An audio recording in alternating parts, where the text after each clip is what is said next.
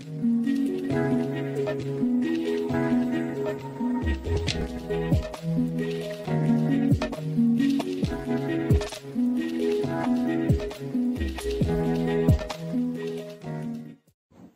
everyone, welcome to Biologics. So today we are going to learn how to calculate PI value of amino acids, right? So to calculate PI value of any amino acid, you must understand the concept of pK values. Okay, so we'll go into the details of pK values, PI values, but at first I want to make you remember about some of the basic concepts of acid and base. Right. So we know that in acidic solution there are high number of protons, H positive ions.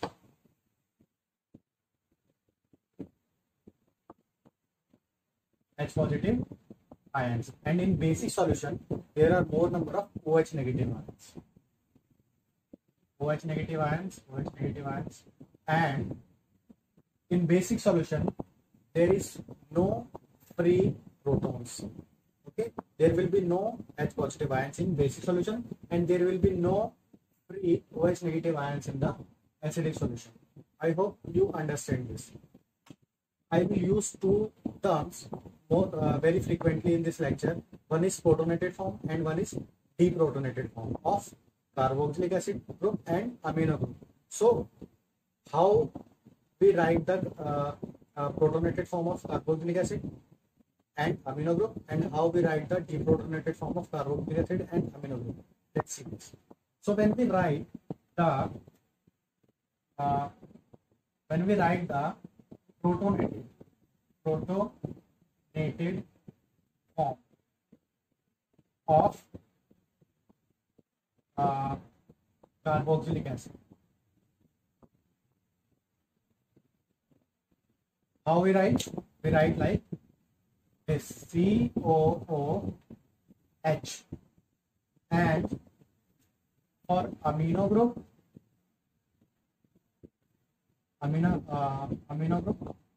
we write like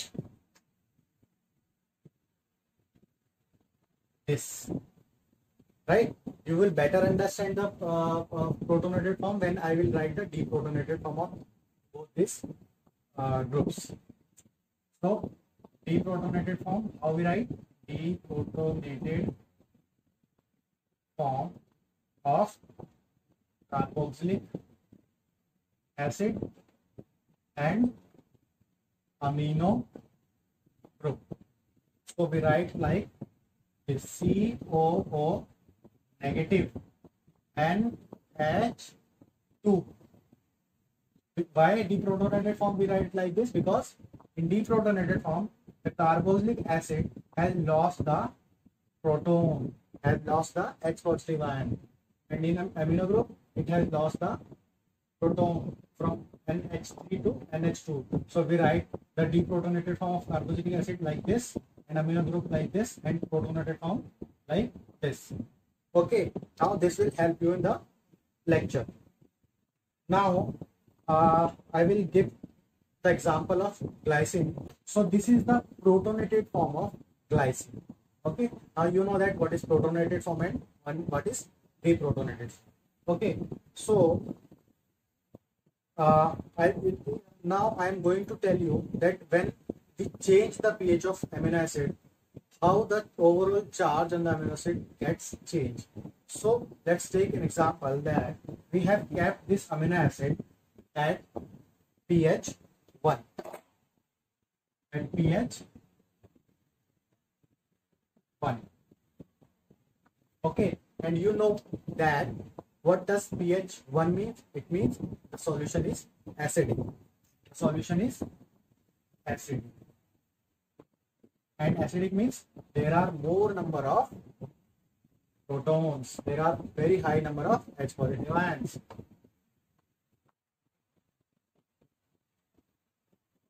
And that's why both the groups are in protonated form, because it has accepted the hydrogen atom, because it is kept in the acidic solution.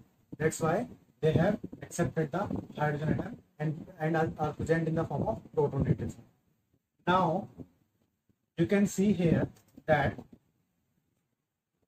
there is one plus positive charge. At this group there is no charge, and on both of these groups there is no charge. So when we calculate overall charge on this amino acid, what will get? Plus 1 charge, plus 1, right? So we now if we will increase the pH of the solution in which the amino acid has kept, we will increase the pH. We will increase the pH. So what will happen? You know that when we increase the pH, the number of protons, the number of H positive ions gets decreased, because OH negative, free OH negative ions increase because we add NaOH. Okay, when we go towards the basic medium, when we increase the pH, you might have made buffer in your lab, okay, and you might have calibrated the buffer. So when you have to increase the pH, what you add NaOH. So what happens? The number of H positive ions get decreased and the number of free OH ions, OH negative ions gets increased. Okay, so when we will increase the pH, what will happen? The number of H positive ions will start decreasing, and when the number of H positive ions start decreasing, from both of the group, one of them will try to lose the proton, because there is very low number of protons, so they will lose the proton. So who will be first losing the proton?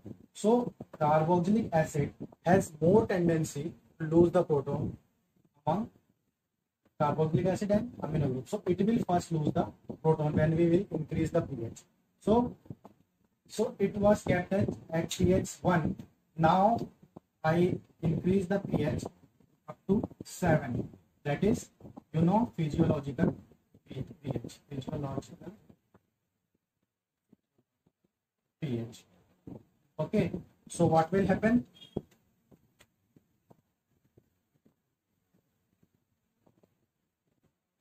As I told you that carboxylic acid group will lose one proton and become negatively charged. Right? Now you can see here that there is one plus charge, there is one minus charge. Okay, so you know that plus 1 and minus 1 what becomes? 0, becomes neutral. That's why the overall charge in this form is 0. Okay, and we call this particular form is Zwitter ionic form. Zwitter ionic form or ampholites.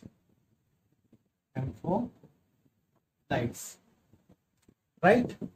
Now you want to further increase the pH, you want to further add OH negative ion. So what will happen? Suppose you further increase the pH. Now what will happen? Like suppose I increase the pH up to 12. That is basic pH. So what are basic medium? In which there will be no H positive ions. No H positive ions. Okay, there will be only OH negative ions. There will be high number of free OH negative ions and there will be no protons. So what will happen? Now first the carboxylic acid group lost the proton. Now whose turn to lose the proton? It is a turn of amino group. Okay, so this time amino group will lose the proton and it will be written as NH2. Now you can see here that it has lost a positive charge, it has negative charge, and these both groups does not carry any charge. So when we will write the overall charge, what will be that? -1. Got it? So now see here, this had positive +1 charge, this had 0 charge and this at -1 charge. Okay, so we can, so the conclusion of this is that any amino acid can be present in three different forms. Okay, so one is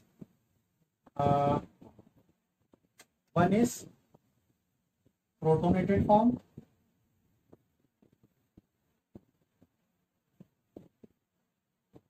okay, second is zwitterionic form, and third is deprotonated form.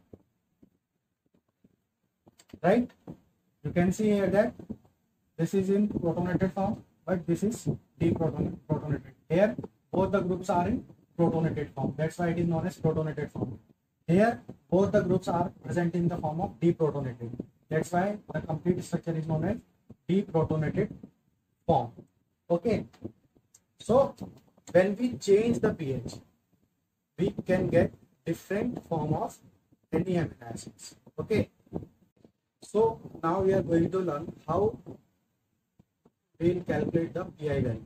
Okay, so as you know that this is the structure of glycine.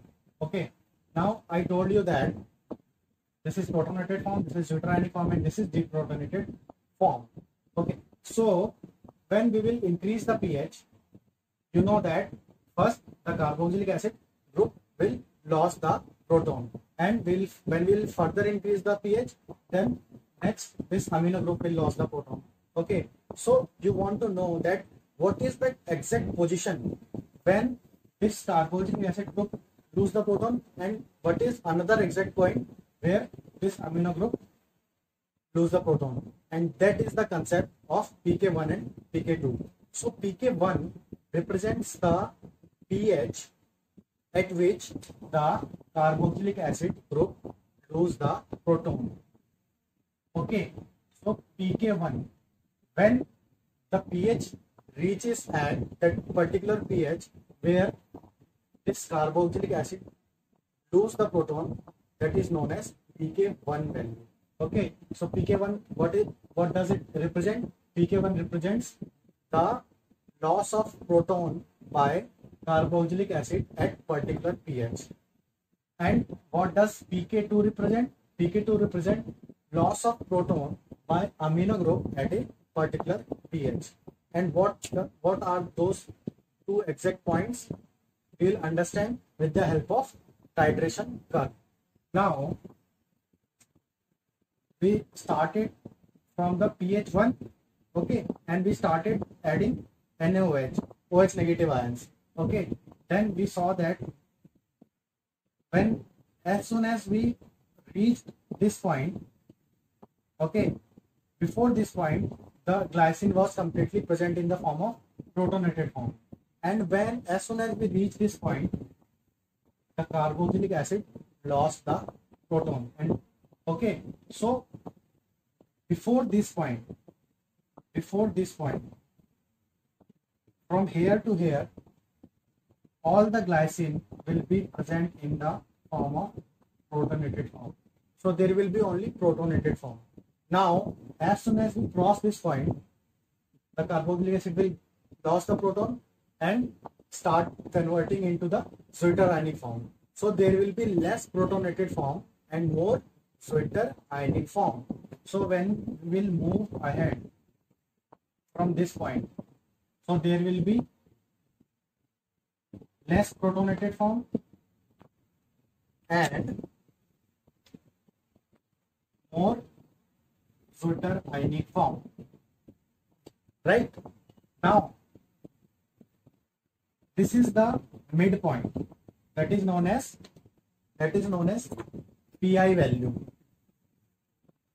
This is the midpoint where there will be no protonated form available, only zwitterionic form will be present, only zwitterionic form. Okay, and now when we will further increase the pH, okay, So what will happen? There will be more decrease in the number of protons, number of H positive ions. So what will happen? Now this amino group will lose the proton. And at what pH and at what point it will lose the proton? At pK2 value. So this is the pH at which this amino group lose the proton. Okay, and this is the pH at which this carboxylic group lose the proton. So what is this? What is the value of this? 2.2.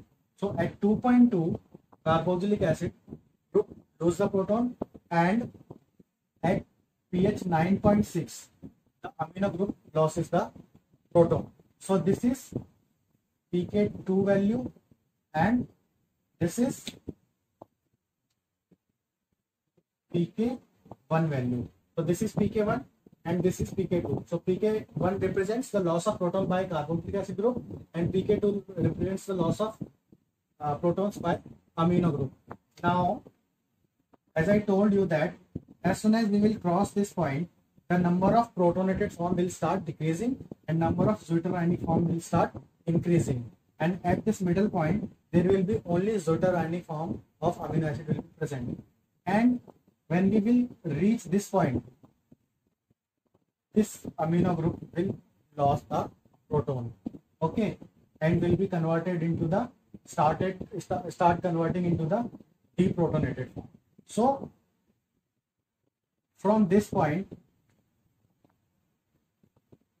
when you will move further towards the basic medium, there will be no zwitterionic form, only and only deprotonated form present, only deprotonated form. Okay, and got it? So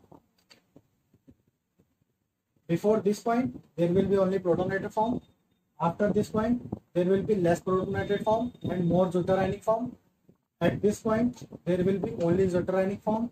And when we will cross this particular point at which the amino group loses the proton, only deprotonated form will be present. So this is the pK1 value, that is 2.2, at which this carboxylic acid group loses the proton, and this is the pK2 value at which the amino group loses the proton.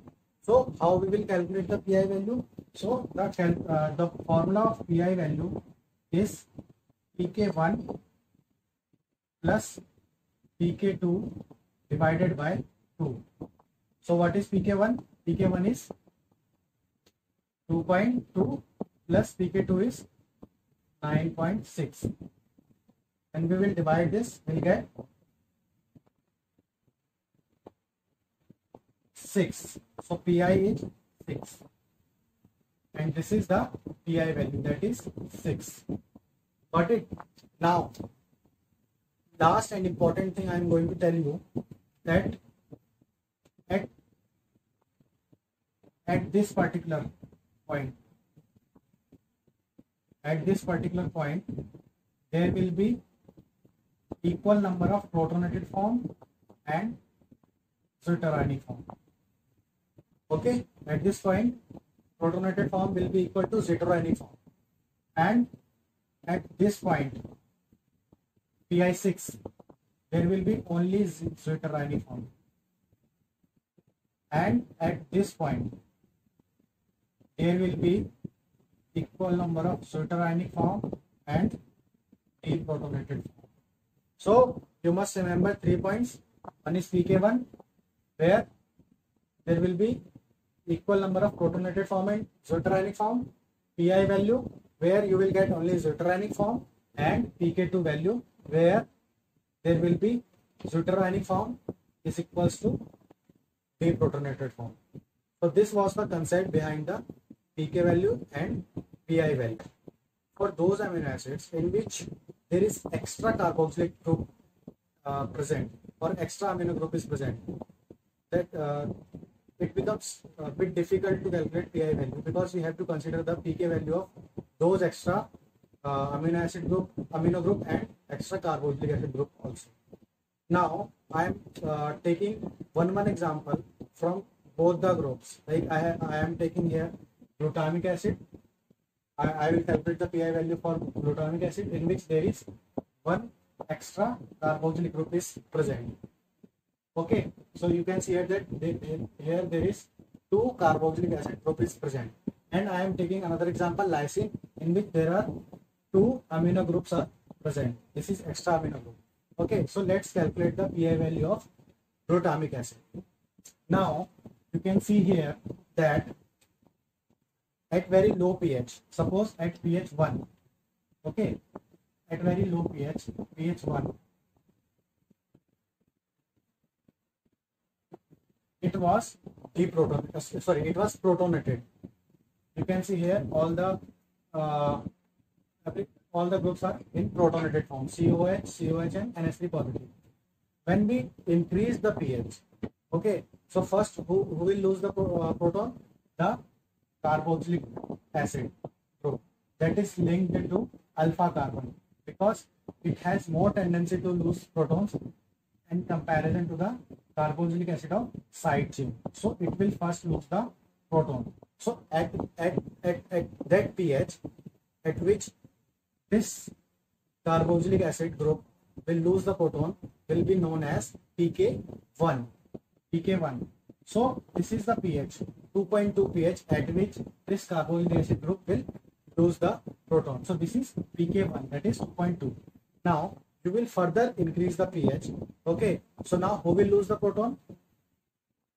Now it's time of it's turn of another carboxylic acid group, because among amino group and carboxylic acid group, it has more tendency, carboxylic acid group has more tendency to lose the proton. So now this carboxylic group will lose the proton. Okay, so here I have shown proton donating group in the red color so that you can understand easily. Okay, so at first this carboxylic acid group lost the proton, and at second this carboxylic acid group lost the proton. So this was in the side chain. This carboxylic acid group was in the side chain, and we call the side chain as R group also. That's why we represent the pK as pKr, because this is the pH at which the carboxylic acid of R group lost the proton. So pKr is 4.3. Now after both the carboxylic acid groups, we further increase the pH. Now who will next lose the proton? Amino group. Okay, because they both have already lost. Now at pH 9.7, the amino group will lose the proton, right? So this is pK2 value. As I already told you before that pK1 represents the carboxylic acid attached to alpha carbon who lost the proton, and pK2 represents the loss of proton by the amino group attached to alpha carbon, and pKr here represents the loss of proton by the extra carboxylic group or amino group in the side chain, in the R chain. So this is pK1, this is pK2, and this is pKr. Now here this is a question, how will calculate the pi value of glutamic acid? Okay, for that you have to calculate the overall charge on the different form of glutamic acid. So that is very easy.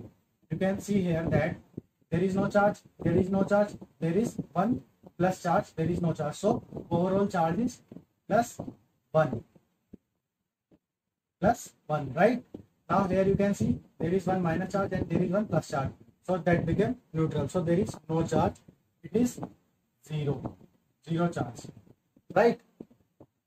Now on this we will calculate the charge. So there is one minus charge.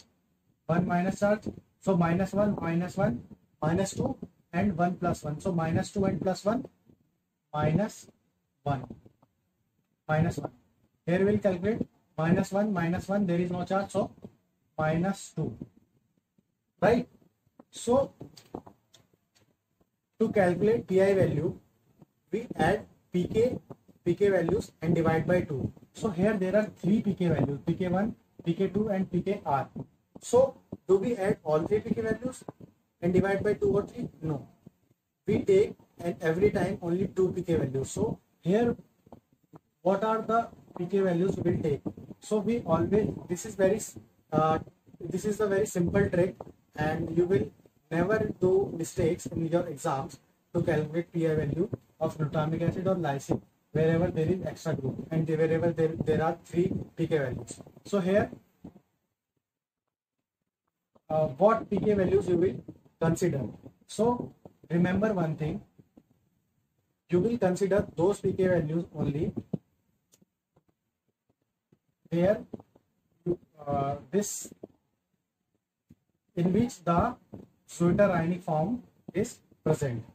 Okay, so here you can see that between this pk value, between this pk value and this pk value, the Schwitter ionic form is present. This is Schwitter ionic form. So wherever the Schwitter ionic form is present, you will take those pk value only. So you will take this one and this one. Now calculate the pi value. Add by pk1 plus pkr by 2. 2.2 plus 4.3 by 2 gives around this gives around 5 by 2, 3.2. So pi value is 3.2 of glutamic acid. Got it? Now we'll do the same thing for lysine. So now similarly we will calculate the pi value for lysine as we did for glutamic acid. Okay, so now you can see here that at first this carboxylic acid group lost the proton and becomes CO negative. Then this side chain amino group lost the proton. Okay, yeah, here you can see NH2, and after that the last amino group that is linked to alpha carbon lost the proton and became NH2. Okay, so now we'll calculate the overall charge on all the forms. Okay, so here you can see that there is one positive charge, then is one positive charge, so overall charge is +2. Here there is one minus charge and one plus charge, and then +1. So +1, +1, +2 and -1. So overall charge is +1. Here there is one -1 +1, so become 0. And here it is -1 and there is no other charge, so -1. Now you can see here that this is the Schwitter ionic form. This is the Schwitter ionic form. So you will take the pk value of related to Schwitter ionic form from the left and from the right. So how we will calculate the pi value?